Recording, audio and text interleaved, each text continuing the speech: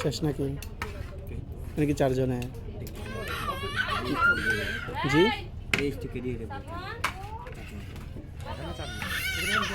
Quantity কম মনে হইতেছে না?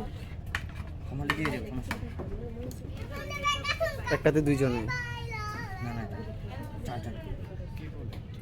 ওনাদের দেখলাম।